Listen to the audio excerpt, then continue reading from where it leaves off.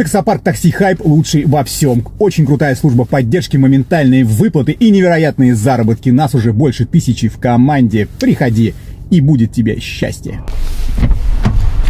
День добрый. Дальневосточный? Да. Угу. У вас наличные, да? Да. Угу. Что мы стоим? 920 рублей. Сейчас, секунду. Я вас очень сильно попрошу заплатить мне 920 рублей вперед поездки. Это в каком плане? Я не понял. Ну, в плане вы платите, и мы едем в таком плане. Это первый раз такое слышу. Обычно после поездки все платят. Ну, обычно, да, но понимаете, какая история? Я сейчас попрошу вас сделать... Ну, для вас же не... Вы же все равно собирались платить, правильно? Ну, то есть да. Вы... Хорошо, если вы собирались платить, вы просто заплатите мне вперед. Я вас из машины по дороге не выкину. Ну, то есть вы просто заплатите, и как бы к вам претензий нет. Нет, вы понимаете, первый раз такая ситуация. Обычно все платят после поездки. Я сейчас опаздываю, давайте поедем. Я вам после поездки все оплачу. Смотрите, во-первых, 99% людей, которые садятся в мою машину, опаздывают. Даже, может быть, все 100. Это первое. А второе, это все-таки финансовая безопасность. Вы поймите меня правильно, я же вас не шантажирую, ничего. Это финансовая безопасность. Поездка далекая, да, поездка далекая. Ехать далеко. Сумма 920 рублей. Я тоже не хочу потом гладиаторские бои устраивать. Если они у вас не окажутся этой суммы, или вы просто откроете дверь и сольетесь, короче, понимаете, да? Поэтому, ну, здесь такой момент, что как бы... Ну, я понимаю, есть разные ситуации, но я сейчас конкретно опаздываю, у меня сейчас... Так я понимаю, мы с вами уже тут 5 минут разговариваем, да, и время уходит. Вы заплатите, и мы поедем. Ну, вы же все равно, как я уже сказал, вы же собирались заплатить, правильно?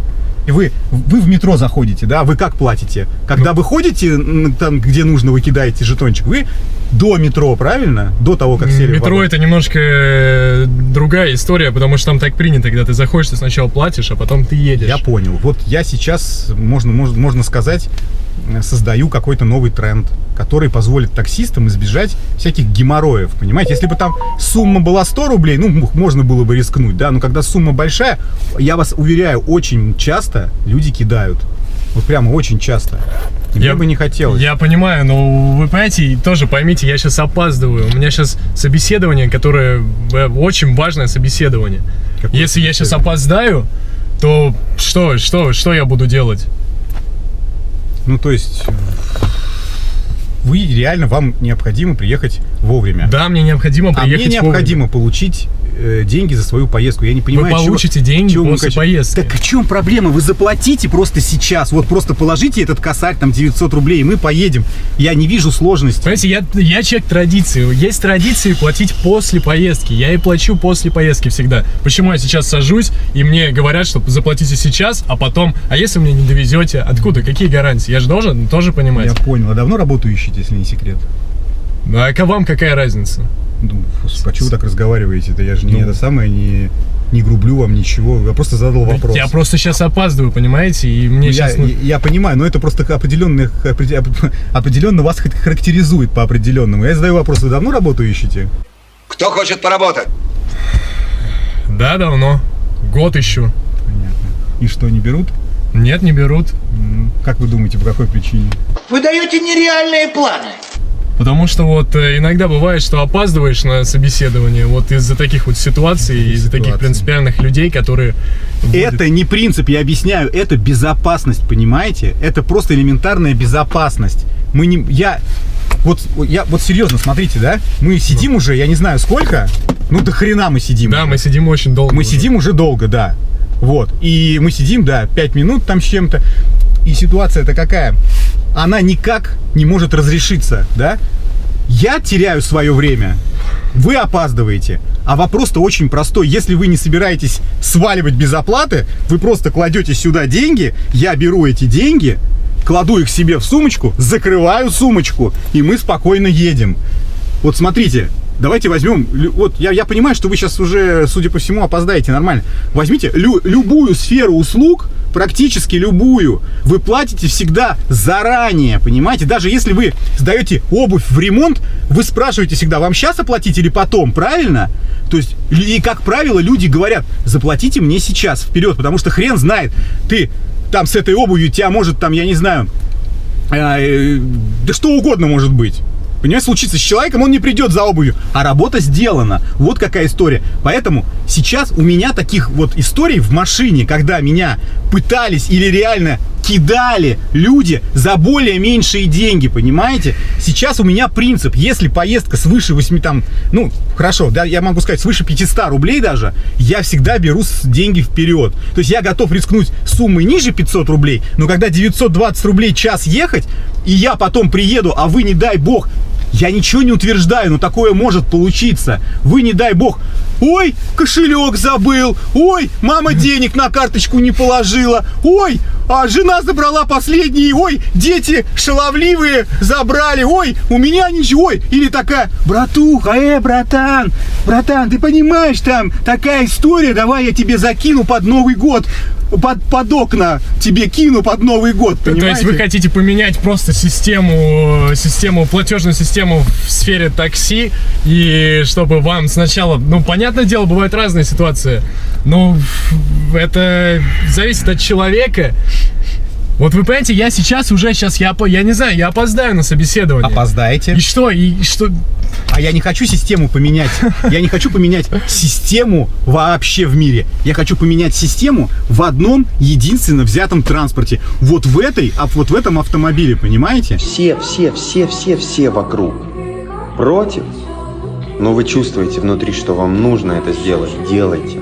Похую, кто что говорит, похую. И чтобы у меня была возможность поменять в следующий раз эту машину на такого же класса или лучше, я ввел такие правила. Потому что если я этими правилами, как вы их называете, принципы, но это не принцип, это же не принцип, что я такой, типа, это как бы, я вот мои утверждения какие-то, да, понятия, это не в этом дело, это просто элементарная коммерция, вы платите, я еду. Если бы вы, не вопрос, привяжите карту, платите по карте, и нет проблем никаких. Но когда вы платите наличными, и такая сумма, это уже возникают какие-то моменты. Я не хочу показаться занудным, простите меня за выражение, придурком, да, не буду материться, придурком, что я там чего-то там у меня с головой не в порядке. У меня с головой в порядке, но я не хочу рисковать. И если у вас есть деньги, я вообще не понимаю, о чем мы говорим. Вы кладете бабки, я еду.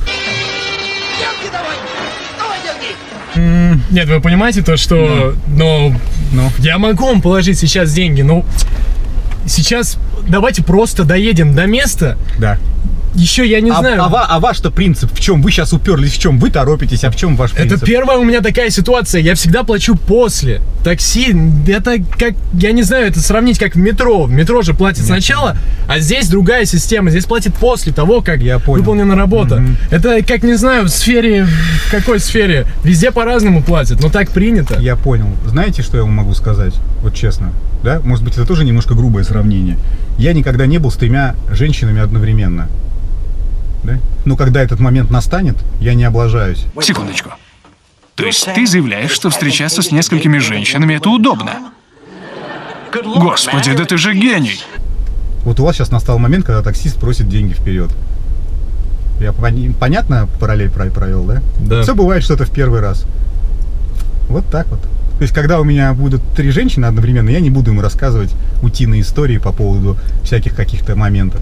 Тем более, если мне будет очень хотеться. А вам очень хочется попасть по адресу, соответственно, вам нужно... Короче, давайте так. Я в последний раз вам говорю. У меня только одно правило. Либо вы платите мне 920 рублей, можно больше, я дам сдачу, либо мы никуда не едем.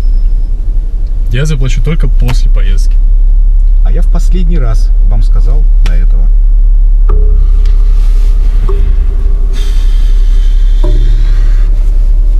Да и что мне сейчас? Вы понимаете, я уже опоздал. Не знаю. И что теперь? Не знаю.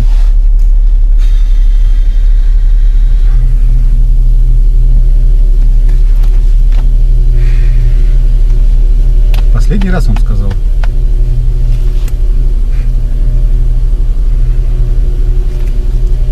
Знаете, я из принципа не буду это делать. Хорошо. Я из принципа откажусь это сделать. Я вот, давайте так сделаем. Я в последний раз, вот реально в последний раз, Вам говорю, либо вы кладете сюда 920 рублей, можно больше, я дам сдачу, не проблема. Можете на карточку мне перевести, как хотите. Либо мы никуда не едем. Вот честно. Без вариантов. Даже объяснять не буду больше. Короче, Да. я опоздал. И Я перепишу твой адрес.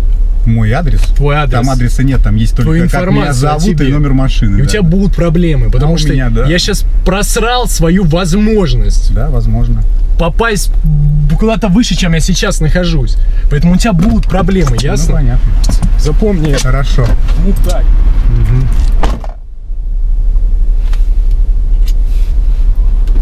Отмену сделай. Тебе ничего не сделает, конечно.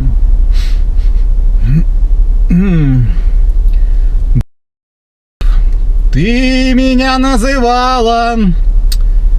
Это пиздец, конечно, полный. Я не знаю, как. Я не знаю, как мне быть. А ты мне нравишься. Что-то я распелся сегодня, блин. А, смотрите, какая история, да? Вот, есть упертый долб***, возможно, у него реально нет денег. Может, его там ждет кто-то, или он реально будет сиротой мне прикидываться, бля, опять. В слезах топить, на, мне это надо. Он торопится, он понимает, что он все проебал. Ну, в итоге, я фантазирую, но может быть, он все проебал. Он на метро там не успевает, блядь, еще как-то он не успевает, ему нужно в такси, блядь, бабок нет, хуй. Ну ты скажи, блядь, чувак, ладно, давай ни тебе, ни мне 50%, вот тебе пятихатка и поехали, блядь. Хуй ним, поехали. И то я бы напрягся, да, может у него только пятихатка и все. Он потом опять начал меня парить всякой хуй. И, соответственно, вообще по итогу, когда он сказал, что он нам на собеседование, да, и не может... у меня было поначалу еще, я думаю, ладно, хуй повезу, принципиальный, в рот компот. А потом, когда он сказал, что он по собеседованиям год ходит, хуй его знает, блядь. Понимаете?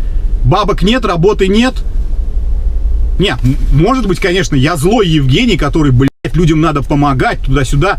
Но если ты собрался все равно заплатить, ты за налик едешь, блядь, у тебя бабки в кармане есть, да положи, или хотя бы покажи деньги. То есть он бы просто ты там, ну, определенно я сказал бы, блядь, ты заебал, вот бабки, они есть, поехали. Да, я бы сказал, не вопрос, поехали. Я бы хоть знал, за что с ним в конце биться бы, понимаешь, на мечах, блядь, если бы он сквозанул.